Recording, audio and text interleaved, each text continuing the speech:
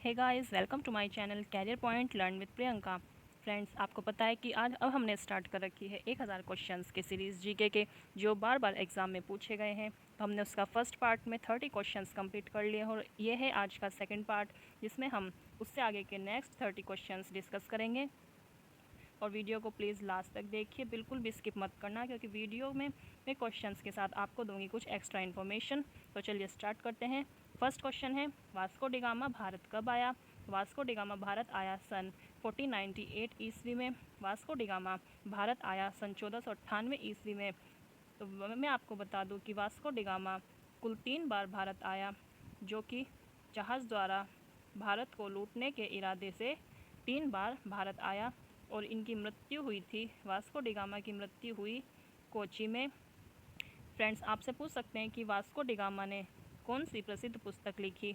तो इनकी जो प्रसिद्ध पुस्तक है वो है around Africa to India. Around Africa to India इनकी प्रसिद्ध पुस्तक है। तो वास्को डी गामा जो सन 1498 ईस्वी में भारत आया, वो 3 बार जहाज़ द्वारा भारत को लूटने के इरादे से भारत आया। उनकी मृत्यु हुई कोची में और इन्होंने एक प्रसिद्ध पुस्तक लिखी जिसका नाम है अराउंड अफ्रीका टू इंडिया। अब नेक्स्ट क्वेश्चन है 32 कि वास्को डी गामा कहाँ का रहने वाला था? तो वास्को डी गामा पुर्तगाल का रहने वाला था। क्वेश्चन नंबर 33 है, हवा महल कहाँ स्थित है? ये आप सभी को पता है, मोस्ट इम्पोर्टेंट क्वेश्चन है कि हवा महल कहाँ स्थित है? जयपुर में। अब इसके बारे में मैं आपको बता दूं कि जो हवा महल है उसका निर्माण हुआ था सन 1799 में, और किन्होंने कराया था? महाराज सवाई प्रताप राजा। हवा महल का निर्माण सन 1799 में महाराज सवाई प्रताप राजा ने कराया। हवा महल जो है एक 5 मंजिला इमारत है और इसमें कुल 153 छोटी छोटी खिड़कियां हैं, जिन्हें हम झरोखा भी कहते हैं। और इस हवा महल की सबसे महत्वपूर्ण जो विशेषता है वो है कि इसमें जो छोटी छोटी खिड़कियां हैं उनसे बाहर की ठंडी हवा हवा महल के अंदर आती है, जिससे हवा महल का वातावरण, अंदर का वातावरण तेज़ गर्मी में भी ज़्यादा गर्म नहीं होता और वह वातानुकूलित रहता है। तो हवा महल कहाँ स्थित है? जयपुर में, जिसका निर्माण हुआ सन 1799 में महाराज सवाई प्रताप सिंह ने कराया। ये एक 5 मंजिला इमारत है और इसमें 153 खिड़कियां हैं छोटी छोटी, जिन्हें झरोखा कहते हैं। अब इन झरोखों की वजह से उसमें ठंडी हवा भीतर आती है और जिस वजह से तेज़ गर्मी में भी महल का जो वातावरण है अंदर का, वो मेंटेन रहता है, मतलब वहाँ पे ज़्यादा गर्मी नहीं लगती है। नेक्स्ट क्वेश्चन है 34 कि सिख धर्म के संस्थापक किस गुरु को माना जाता है? इसका आंसर आपको पता है कि सिख धर्म के संस्थापक कौन है? गुरु नानक देव। और गुरु नानक देव, इनकी जयंती मनाई जाती है 4 नवंबर को। गुरु नानक देव की जयंती कब मनाई जाती है? 4 नवंबर को। इनका जन्म कब हुआ था? इनका जन्म हुआ था सन 1469 ईस्वी में और इन्होंने एक स्थापना की थी, वो थी खालसा पंथ की। तो गुरु नानक देव ने खालसा पंथ की स्थापना की थी। इनका जन्म हुआ था 1469 ईस्वी में और इनकी जयंती मनाई जाती है 4 नवंबर को। नेक्स्ट क्वेश्चन, सिखों का प्रसिद्ध त्यौहार कौन सा है? राइट आंसर है बैसाखी। क्वेश्चन नंबर 36, लौह पुरुष किस महापुरुष को कहा जाता है? इसका आंसर है सरदार वल्लभ भाई पटेल। लौह पुरुष किसे कहा जाता है? सरदार वल्लभ भाई पटेल को। इनका जो जन्म हुआ था वो हुआ था 31 अक्टूबर सन 1875 में। 31 अक्टूबर सन 1875 में। और इनकी मृत्यु हुई थी 15 दिसंबर सन 1950 में। अब जो सरदार वल्लभ भाई पटेल है, इन्हें अनेक नामों से भी पुकारा जाता है। तो इनके कुछ प्रसिद्ध नाम है, वो है बिस्मार्क ऑफ इंडिया, यानी कि भारत का बिस्मार्क, और iron man of India, Bharat का लौह पुरुष, स्ट्रॉन्ग मैन ऑफ इंडिया, और इन्हें सरदार की उपाधि से भी नवाजा गया। नेक्स्ट क्वेश्चन 37, नेताजी किस महापुरुष को कहा जाता है? इसका राइट आंसर है सुभाष चंद्र बोस। तो नेताजी बोला जाता है सुभाष चंद्र बोस को। इनके बारे में आपको बता दूं कि इनका जो जन्म हुआ था वो हुआ था 23 जनवरी सन 1897 में और इनकी मृत्यु हुई थी 18 अगस्त सन 1945 में। नेताजी सुभाष चंद्र बोस का जन्म हुआ था 23 जनवरी सन 1897 और मृत्यु हुई थी 18 अगस्त सन 1945 में। इन्होंने एक बहुत प्रसिद्ध नारा दिया था, वो क्या था कि तुम मुझे खून दो और मैं तुम्हें आज़ादी दूंगा। और इन्होंने, नेताजी सुभाष चंद्र बोस ने गठन किया था आज़ाद हिंद फौज का। नेताजी सुभाष चंद्र बोस ने गठन किया था आज़ाद हिंद फौज का। नेक्स्ट क्वेश्चन है क्वेश्चन नंबर 38। दिल्ली स्थित लाल बहादुर शास्त्री की समाधि का क्या नाम है? तो लाल बहादुर शास्त्री की समाधि का जो दिल्ली में स्थित है उसका नाम है विजय घाट। Question number 39। महाभारत के रचयिता कौन है? तो महाभारत के रचयिता है Maharshi Vedvyas. Next question question number 40। Arthashastra नामक पुस्तक किसने लिखी? तो अर्थशास्त्र नामक पुस्तक लिखी चाणक्य ने। अर्थशास्त्र नामक पुस्तक लिखी चाणक्य ने। अब इसमें शब्द आया है चाणक्य, तो मैं आपको बता दूं कि जो चाणक्य हैं ये चंद्रगुप्त मौर्य के मंत्री थे। चंद्रगुप्त मौर्य के मंत्री थे और इन्हें अन्य और किस नाम से जाना जाता है?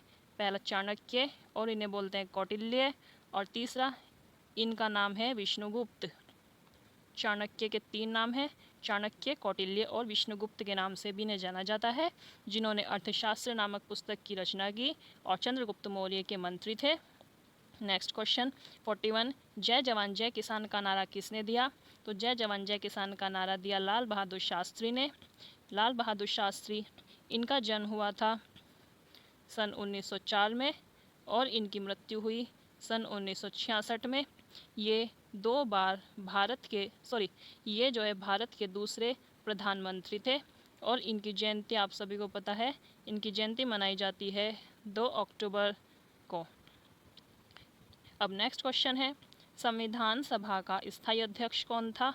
मोस्ट इंपॉर्टेंट क्वेश्चन है आपके एग्जाम के लिए। संविधान सभा का स्थायी अध्यक्ष था कौन? डॉक्टर राजेंद्र प्रसाद। डॉक्टर राजेंद्र प्रसाद जो भारत के फर्स्ट प्रेसिडेंट रहे, यानी कि प्रथम राष्ट्रपति। इनका जन्म हुआ था सन 1884 में और इनकी मृत्यु हुई थी सन 1963 में। और इन्हें मैं आपको बता दूं कि डॉक्टर राजेंद्र प्रसाद को भारत रत्न के उपाधि से भी नवाजा गया। तो इन्हें भारत रत्न से सम्मानित किया गया सन 1962 में। आपके एग्जाम में पूछ सकते हैं कि डॉक्टर राजेंद्र प्रसाद को किस वर्ष भारत रत्न पुरस्कार से सम्मानित किया गया? तो इन्हें सन 1962 में 1962 में भारत रत्न से सम्मानित किया गया। और ये किस पार्टी से संबंधित थे? तो ये इंडियन नेशनल कांग्रेस यानी कि भारतीय राष्ट्रीय कांग्रेस से संबंधित थे। Next question 43। संविधान सभा की प्रारूप समिति के अध्यक्ष कौन थे? ये भी आप सभी को पता है, बहुत इंपॉर्टेंट क्वेश्चन आपके एग्जाम के लिए। तो संविधान सभा की प्रारूप समिति के अध्यक्ष थे डॉक्टर भीमराव अंबेडकर। भीमराव अंबेडकर, इनका जन्म हुआ था सन 1891 और इनकी जो मृत्यु हुई थी सन 1956। इन्हें भारत रत्न किस वर्ष मिला? सन 1990 में इन्हें मरणोपरांत भारत रत्न से सम्मानित किया गया, डॉक्टर भीमराव अंबेडकर को। नेक्स्ट क्वेश्चन है विश्व रेड क्रॉस दिवस किस तारीख को मनाया जाता है? तो विश्व रेड क्रॉस दिवस मनाया जाता है 8 मई को। Question number 45। सूर्योदय के देश के नाम से कौन सा देश प्रसिद्ध है? राइट आंसर है जापान। सूर्योदय के देश के नाम से जापान देश प्रसिद्ध है। Next question 46। अंतर्राष्ट्रीय महिला दिवस किस दिन मनाया जाता है? आप सभी को पता है अंतर्राष्ट्रीय महिला दिवस मनाया जाता है 8 मार्च को। क्वेश्चन नंबर 47 कि क्षेत्रफल की दृष्टि से भारत में सबसे छोटा राज्य कौन सा है? तो क्षेत्रफल की दृष्टि से भारत में सबसे छोटा राज्य है गोवा। और अगर पूछा जाए कि सबसे बड़ा राज्य कौन सा है, तो सबसे बड़ा राज्य है उत्तर प्रदेश। सबसे छोटा राज्य है गोवा क्षेत्रफल की दृष्टि से और सबसे बड़ा राज्य है उत्तर प्रदेश। अब जो गोवा सबसे छोटा राज्य है, तो मैं आपको बता दूं कि इसका क्षेत्रफल है 3702 वर्ग किलोमीटर। गोवा का क्षेत्रफल है 3702 वर्ग किलोमीटर। Next question 48। ओणम किस राज्य का प्रसिद्ध त्यौहार है? तो ओणम केरल राज्य का प्रसिद्ध त्यौहार है। Question number 49। दिल्ली भारत की राजधानी कब बनी, या दिल्ली को किस वर्ष भारत की राजधानी बनाया गया? सही जवाब है सन 1911 में दिल्ली भारत की राजधानी बनी।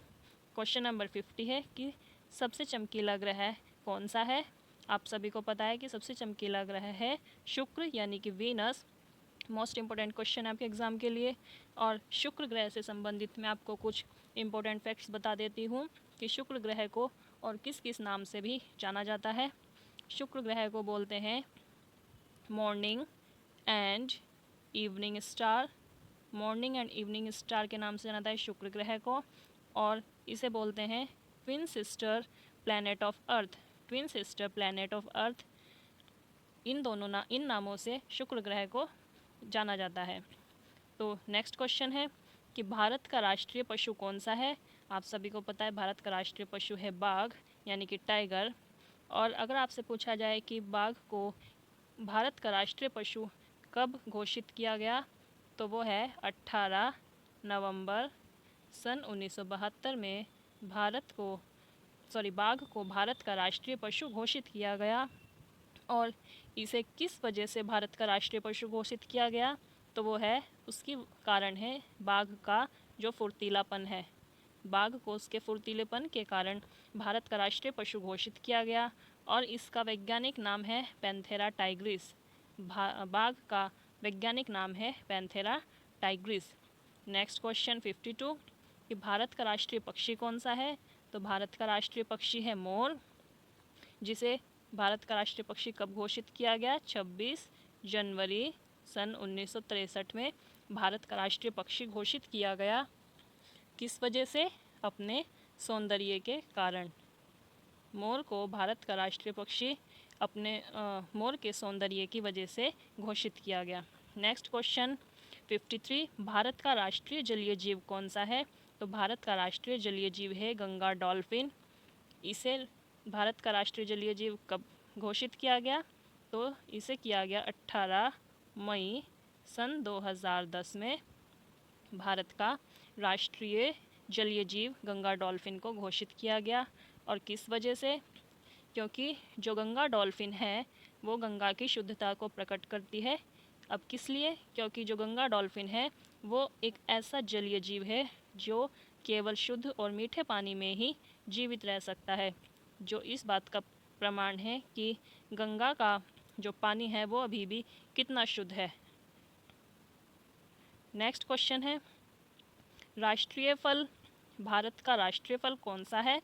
तो भारत का राष्ट्रीय फल है आम, जिसका वैज्ञानिक नाम है मैंगीफेरा इंडिका। आम का वैज्ञानिक नाम है मैंगीफेरा इंडिका। और इसे राष्ट्रीय फल कब घोषित किया गया, तो इसे राष्ट्रीय फल घोषित किया गया 22 जुलाई को। आम को मतलब नेशनल मैंगो डे मनाया जाता है 22 जुलाई को। नेशनल मैंगो डे किस दिन मनाया जाता है, 22 जुलाई को। नेक्स्ट क्वेश्चन भारत का राष्ट्रीय फूल कौन सा है। तो भारत का राष्ट्रीय फूल है कमल। अब कमल को भारत का राष्ट्रीय फूल क्यों घोषित किया गया, क्योंकि कमल को जो है उसकी पवित्रता की वजह से भारत का राष्ट्रीय फूल घोषित किया गया। और क्योंकि कमल का पौराणिक कथाओं में बहुत ज़्यादा महत्व और गुणगान है, तो इसी वजह से कमल को भारत का राष्ट्रीय फूल घोषित किया गया। नेक्स्ट क्वेश्चन है क्वेश्चन नंबर 56 कि भारत का राष्ट्रीय पेड़ कौन सा है। तो भारत का राष्ट्रीय पेड़ है बरगद।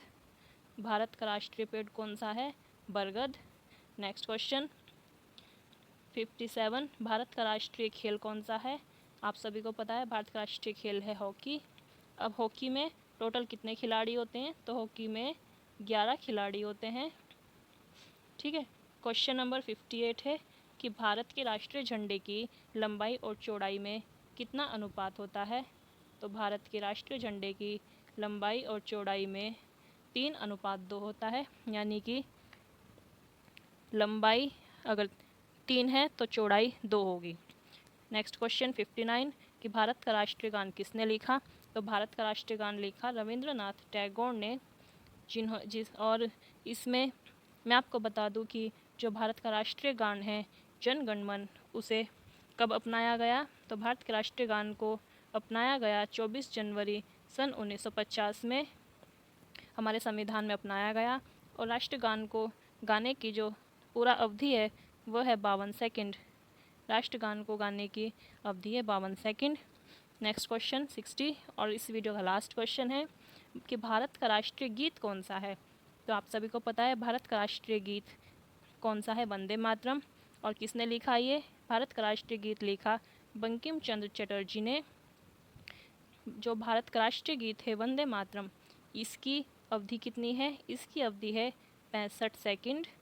और हमारे जो राष्ट्रगान है उसकी अवधि है 52 सेकंड। तो इस राष्ट्र वंदे मातरम जो कि बंकिम चंद्र चटर्जी ने लिखा, इसकी अवधि है 65 सेकंड, यानी कि 1 मिनट 5 सेकंड। सो फ्रेंड्स, आज के हमारे सेकंड पार्ट के क्वेश्चंस कंप्लीट हो गए हैं। फ्रेंड्स, अगर आपको वीडियो पसंद आई है तो प्लीज़ वीडियो को लाइक करें, कमेंट में बताएं और चैनल को सब्सक्राइब जरूर करें। Thanks for watching this video.